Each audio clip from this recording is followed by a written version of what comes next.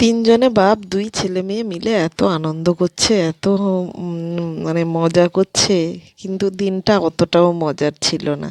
মনে কষ্ট রেখেই মজা করতে হচ্ছে, কারণ ছেলে মেয়ের বাবা আজকেই চলে যাবে। ওর আজকে রাত্রে তো ফ্লাইট আছে, 2টোর সময় ঘর থেকে বেরাবে, 8টার সময় 9টার সময় বেরাবে, খেয়ে দিয়ে রাত্রি 9টার সময় বেরাবে।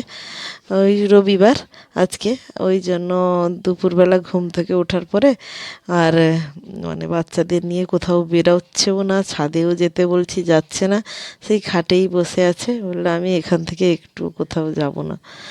আর তার পিঠের উপরে দুজনে চেপে চেপে তার অবস্থা খারাপ করছে। যাই হোক, সবার প্রথমে জানাই অরিত্র ডট অরিত্রিয়ান মোমে আপনাদের স্বাগত। এখন বেজেছিল ঠিক 5টা বিকেল। আর দিনটা শুরু হয়েছিল ঠিক এমনই, যে সকাল সকাল এই যে উঠে পড়েছি। শ্বশুরমশাই আবার তার ছেলে চলে যাবে বলে আর সকাল সকাল বড় একটা ভেটকি মাছ নিয়ে উপস্থিত। তবে অবশ্য মাছটাকে কেটে এনেছে, আমাকে কাটতে লাগবে না। আর এত বড় মাছ কাটা 2 কেজি 2.5 কেজি মতো ছিল ভেটকি মাছটা নিয়ে এসছে। তাকে পিস করিয়েই নিয়ে এসছে, শুধু ধোয়ার পালা চলছিল।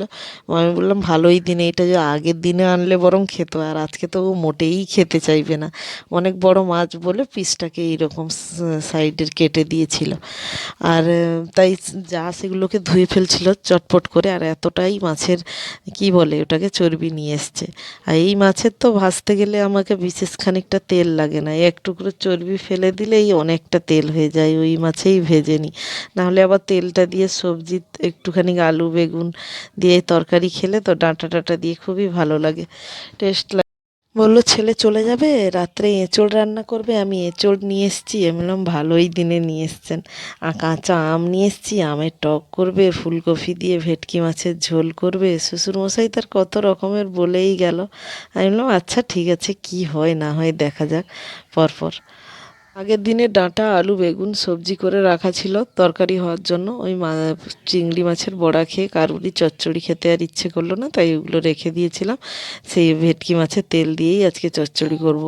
এখন ঠিক বাজে ঘড়িতে 10:30। এখন এসে বসছি, আর বসছি খাটের উপরে। ছেলে মেয়ে বাবা তিনজনে সকাল 10টার সময় একটু বেরিয়েছে, আজকে রবিবার, স্কুলে তো যায়নি, তাই একটু তাদের রাস্তার দিকে ঘুরতে নিয়ে গেছে সকালবেলাটা। বিকেল থেকে আর কোথাও বেরায়নি।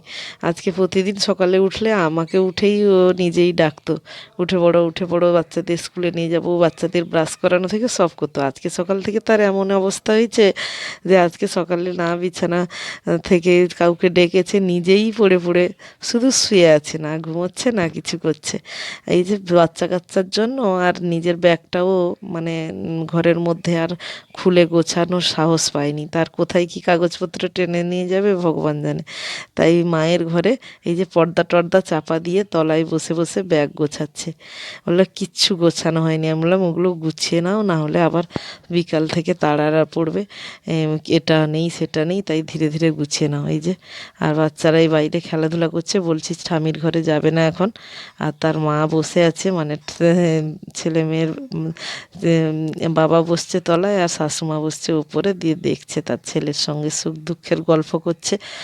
যাই করছে করুক, আর আমি এখানে রান্না করতে করতে মাঝে মাঝে গিয়ে ভিডিও করে আসছি একটু করে।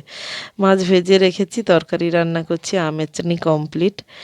আর তো তরকারি বসিয়েছি, মাছ ভেজে রেখেছি, চচ্চড়ি বসিয়েছি।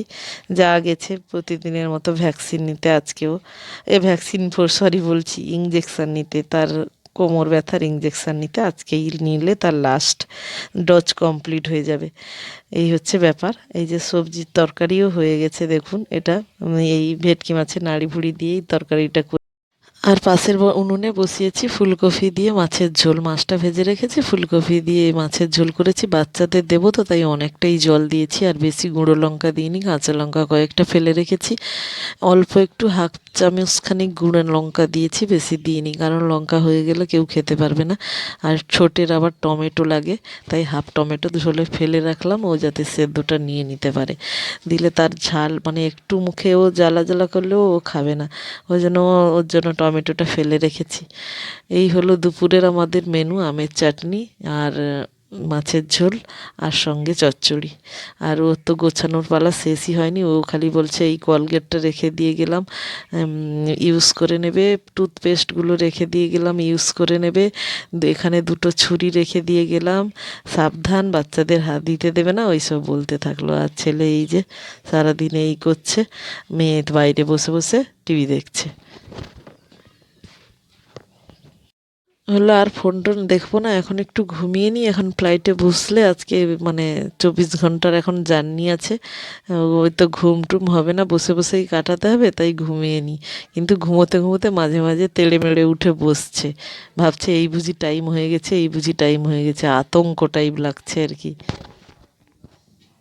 এই করে দুপুরটা কাটলো, এখন ঠিক বাজে রাত্রি 8:30, তার খাওয়া।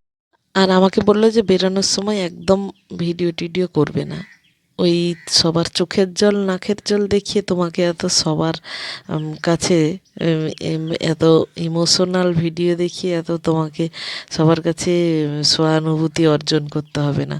তুমি এ ভিডিও করা বন্ধ করো, ভিডিও করলে ভালো কিছু দেখাও, এইগুলো দেখানোর কি আছে, এইগুলো দেখিয়ে কি হবে, এত সহানুভূতি অর্জন করে ভিউজ কামাতে হবে না, কিছু করার দরকার নেই, এরকম বললো। বললো এটা কি কোনো শিক্ষার বিষয় নাকি যে এটা নিয়ে ভিডিও করছো, এরম আমাকে বলল। একদম ভিডিও করবে না। ছেলে মেয়ের কাছে বসে আছে, এই যে ছেলে মেয়ের ব্যাগ দুটোকে কালকে ধুয়েছিল, আজকে ওর মধ্যে তার বইপত্র জামা কাপড় সব স্কুলের ব্যাগ ভরে ঠিক বেরোতে যাবে, তখন মেয়ে বলল যে বাবা আমাকে বাথরুমে নিয়ে চলো। তার বাবা যখনই বলে বাথরুমে নিয়ে চলো, তার বাবা কি করে তাকে চ্যাংদোলা করে উপরে কোলে করে নিয়ে যায় বাথরুমে। তাই আজকেও বাবা বাথরুমে নিয়ে চলো বাবি, তখন আমি বললাম না নিয়ে যেতে হবে না, তো বাবি বেরিয়ে পড়বে, বললো না না আমাকে চ্যাংদোলা করে নিয়ে যেতেই হবে। এই যে বাথরুম থেকে বাথরুম করিয়ে নিয়ে এলো, আমি বারণ করার সত্ত্বেও তার বাবা নিয়ে গেল, বললো না না আমি আজকের দিনটা নিয়ে যাই। এই যে বলতে বলতে যাওয়ার সময়ও এগিয়ে এসছে, বেরিয়েও পড়েছে। মেয়েকে তো মোটামুটি মেয়েই সব থেকে বাবির খোঁজ করে, তাকে বুঝিয়ে দিয়েছি যে বাবি কাজে যায়, কাজে না গেলে কেউ কিন্তু ভালোবাসে না, সবাইকে কাজ করতে হয়, এরম করে বুঝিয়ে দিয়েছি। ছেলের বা অতটা নেই, হেলদোল নেই, সে শুধু বাবি হোয়াইট কারে চলে গেল এটাই বলতে থাকে, বাবি হোয়াইট কারে চলে গেল, আমাদেরকে নিয়ে গেল না, ঝর্ণা দেখাতে নিয়ে গেল না, সেই যে রাঁচি গেছিলো সেই কথাই মনে পড়ে তার, সে সেটাই শুধু বলতে থাকে। এই হচ্ছে ব্যাপার সব। আর কি বলবো, ভিডিওটা আজকের মতো আমি এখানেই শেষ করলাম। সবাই ভালো থাকবেন, সুস্থ থাকবেন, যে যার কাছের মানুষের কাছে থাকবেন, আর যাই হোক হয়ে যাক না কেন, আর সবাই ভালো থাকুন এটাই চাই। আর সবাইকে ঠাকুর ভালো রাখুক। সামনে আসছে সরস্বতী পুজো, ভ্যালেন্টাইন ডে, তার সঙ্গে আমার ছেলেমেয়ের বাবার সেই দিন জন্মদিন, মানে 3 দিন একসঙ্গেই, কিন্তু এই 2 দিনের জন্য সে ছাড় পেল না, তার টিকিট চলে এলো। টাটা।